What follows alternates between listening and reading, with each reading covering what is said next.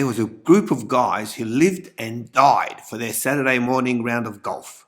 Sadly, one got transferred to another city, and it wasn't the same without him. One day a new woman joined their club, and she overheard the guys talking about their golf round. She said, "You know, I used to play on my golf team in college, and I was pretty good. Would you guys mind if I joined you next week?" The three guys looked at each other. Not one wanted to say yes, but she had them on the spot. Finally, one man said it would be okay, but they would be starting early, at 6:30 a.m, thinking the early tea time would put her off. The woman said this might be a problem and asked if she could be up to 15 minutes late. They rolled their eyes but said okay. She smiled and said, "Good, I'll be there at 6:30 or 6:45. She showed up at 6:30 sharp and beat all three of them with an eye-opening 2 under par round. She was fun and pleasant, and the guys were impressed with her and her game. They congratulated her at the clubhouse and invited her again the following week. She smiled and said, "I'll be there at 6:30 or 6:45. The following week she again showed up at 6:30 sharp, only this time she played left-handed.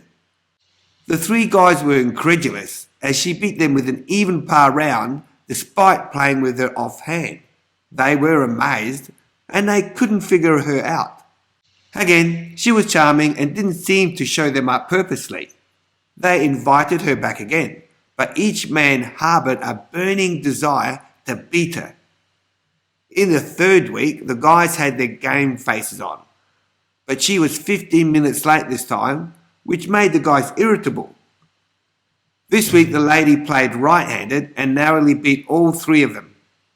The men mused that her late arrival was due to petty gamemanship. However, she was so gracious and complimentary of their game that they couldn't hold a grudge. Back in the clubhouse, all three guys were shaking their heads. This woman was a riddle no one could figure out. They had a couple of beers and finally one of the men asked her point blank, "How do you decide if you're going to go right-handed or left-handed?" The lady blushed and grinned. "That's easy," she said. "When my dad taught me to play golf, I learned I was ambidextrous. I like to switch back and forth. When I got married after college, I discovered my husband always sleeps in the nude. From then on, I developed a silly habit. Right before I left in the morning for golf practice, I would pull the covers off him.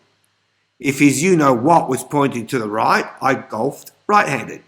If it was pointing to the left, I golfed left-handed." The guys thought this was hysterical. Astonished at this bizarre information, one of the guys shot back, "But what if it's pointing straight up?" She said, "Then I'm 15 minutes late."